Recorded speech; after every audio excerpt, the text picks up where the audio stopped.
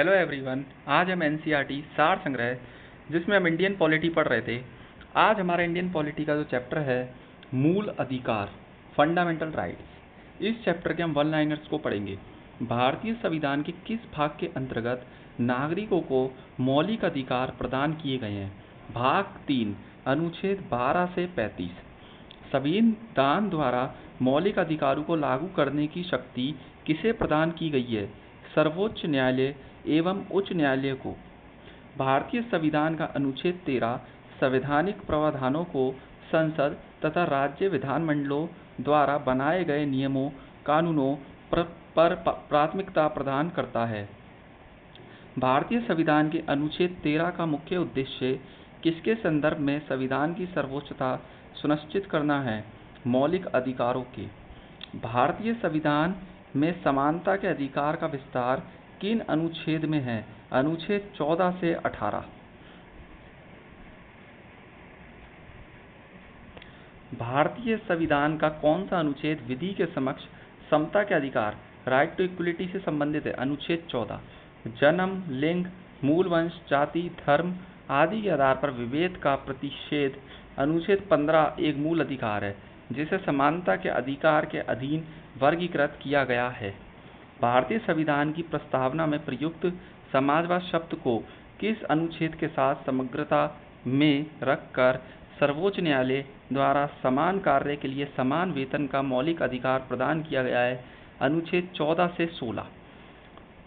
भारतीय संविधान के अनुच्छेद में से कौन सा एक लोक नियोजन के विषय में भारत के सभी नागरिकों को अवसर की समानता की गारंटी प्रदान करता है? अनुच्छेद 16(1) और अनुच्छेद 16(2). संवैधानिक उपबंध। केवल भारतीय नागरिकों को प्राप्त मूल अधिकार, भारतीयों एवं विदेशी नागरिकों को प्राप्त मूल अधिकार। सबसे पहले हम देखते हैं केवल भारतीय नागरिकों को प्राप्त मूल अधिकार। धर्म, मूल वंश, जाति, लिंग या जन्म स्थान के आधार पर विभेद का प्रतिषेध। अनुच्छेद 15 में। लोक नियोजन के विषय में अवसर की समानता। अनुच्छेद 16 में।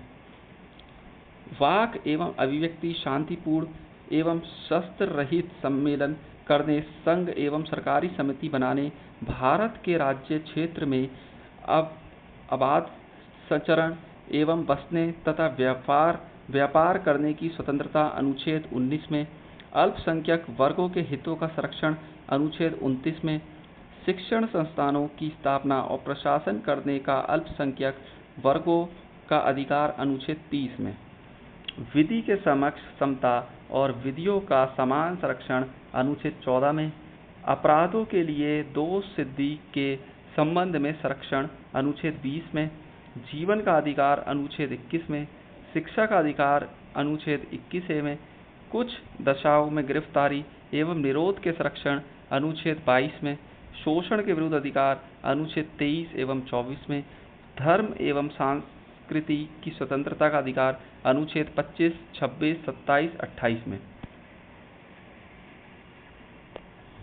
संविधान के किस अनुच्छेद के अंतर्गत अस्पृश्यता, अनटचेबिलिटी का उन्मूलन किया गया है? अनुच्छेद 17। संविधान में अस्पृश्यता प्रभावित नहीं है। अस्पृश्यता निवारण अधिनियम 1955 के अंतर्गत अस्पृश्यता को बढ़ावा देना एक दंडनीय अपराध है। अनुच्छेद 18 का संबंध है उपाधियों के अंत से। भारतीय संविधान के किस अनुच्छेद में वाक एवं अभिव्यक्ति की स्वतंत्रता, freedom of speech and expression के मूल अधिकार का प्रावधान किया गया है? अनुच्छेद 19 में। भारत के संविधान में प्रेस की स्वतंत्रता, फ्रीडम ऑफ प्रेस का प्रत्यक्ष प्रावधान नहीं है, परंतु ये स्वतंत्रता किस अनुच्छेद में अंतर्निहित है? अनुच्छेद 19A में। भारतीय संविधान में आर्थिक समानता, इकोनॉमिक इक्वलिटी, समानता के मौलिक अधिकार में सम्मिलित नहीं है। इसके बाद हम देखते हैं वाक और अभिव्यक्ति की स्वतंत्रता। अनुच्छेद 19(1)(a). अनुच्छेद 19 के अंतर्गत 6 स्वतंत्रताएं।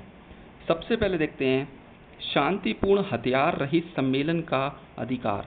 अनुच्छेद 19(1)(b). संगम या संघ या सहकारी समिति बनाने का अधिकार। अनुच्छेद 19(1)(c).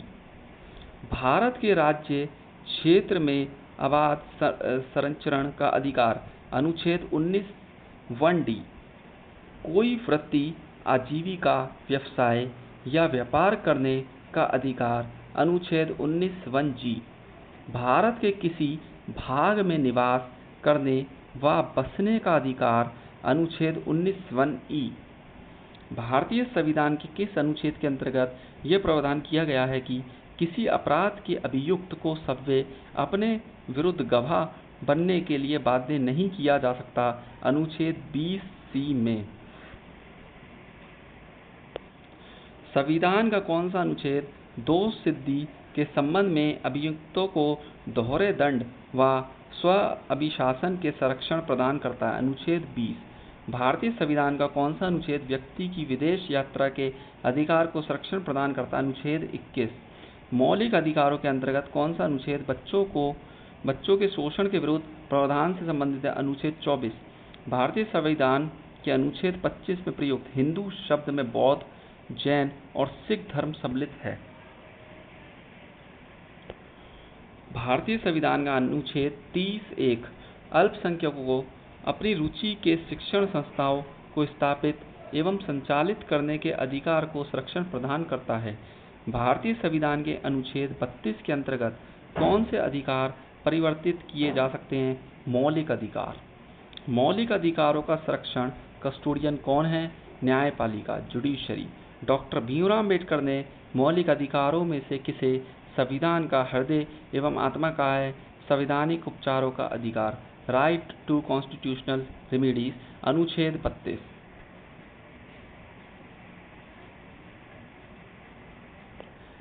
व्यक्तिगत स्वतंत्रता, पर्सनल फ्रीडम के अधिकार के लिए कौन सी याचिका दायर की जा सकती है? बंदी प्रत्यक्षीकरण। संसद को मौलिक अधिकारों में संशोधन का अधिकार किस वाद में निर्णय के आधार पर प्राप्त हुआ? केशवानंद भारती बनाम केरल वाद, 1973।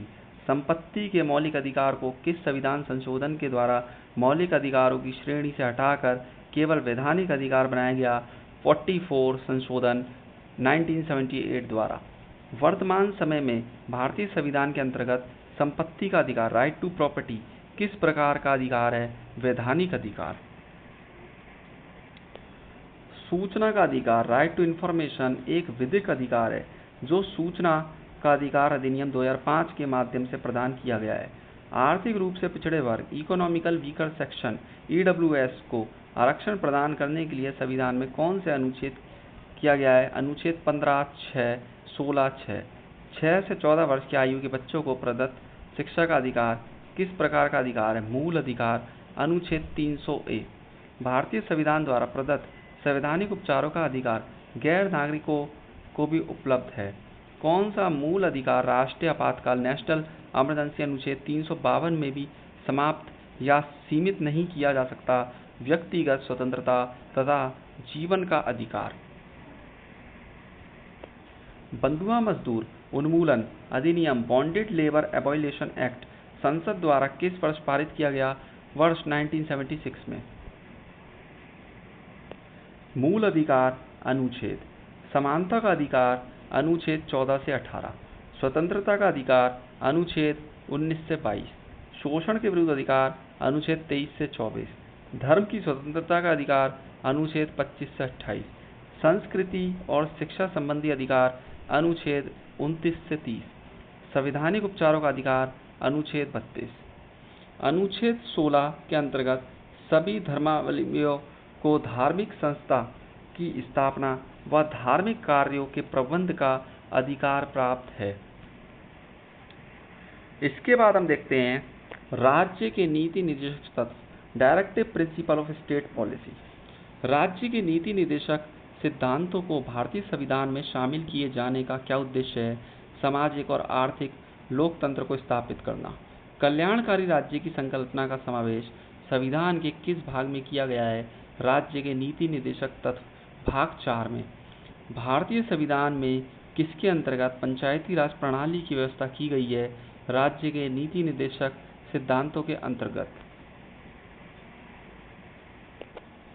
समान आचार संहिता राज्य के नीति निर्देशक तत्वों का भाग नहीं है। किंतु समान नागरिक संहिता नीति निर्देशक तत्व है। नीति निर्देशक सिद्धांत वाद योग्य नहीं है। संविधान के किस अनुच्छेद में उद्योगों के प्रबंधन में कार्यकारों की भागीदारी का प्रावधान किया गया है? अनुच्छेद 43 का। भारत के संविधान में समान कार्य के लिए समान वेतन के अधिकार का प्रावधान कहाँ किया गया है? राज्य के नीति निर्देशक सिद्धांतों में। पुरुषों और स्त्रियों दोनों का समान कार्य के लिए समान वेतन राज्य के नीति निर्देशक तत्वों में निहित है। राज्य के नीति निर्देशक सिद्धांत में कौन सा अनुच्छेद अंतर्राष्ट्रीय शांति और सुरक्षा के संवर्धन से संबंधित है? अनुच्छेद 51।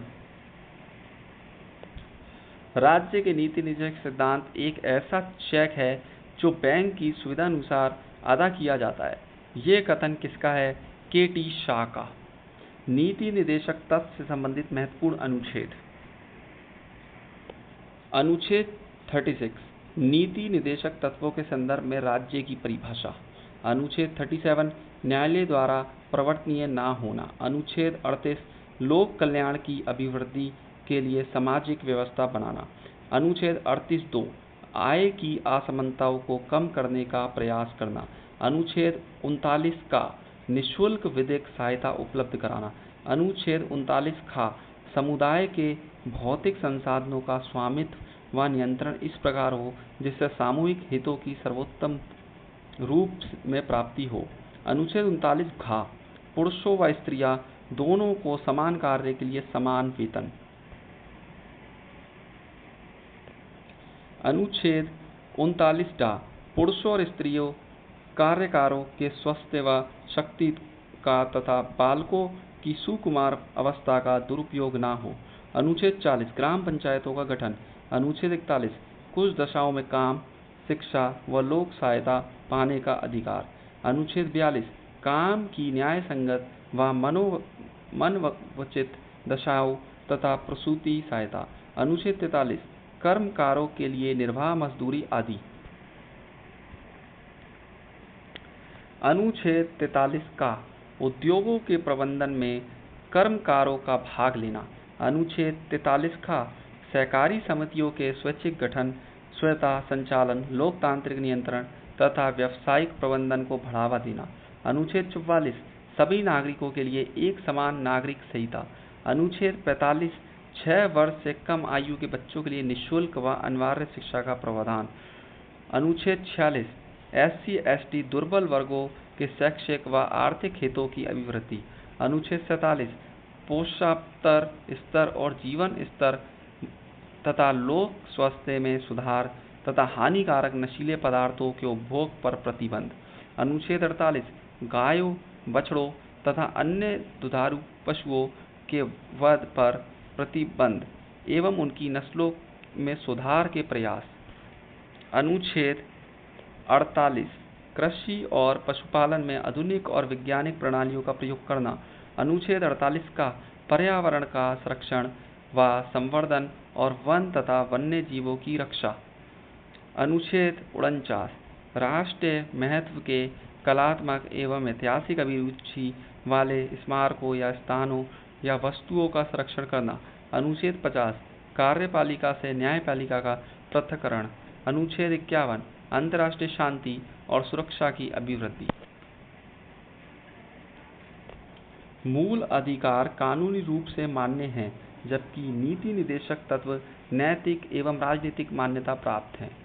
तो आज के लिए बस इतना ही, और हम अपनी नेक्स्ट क्लास में मूल कर्तव्य फंडामेंटल ड्यूटी वाला जो चैप्टर है इसके 1 लाइनर्स को कंप्लीट करेंगे। Thank you so much.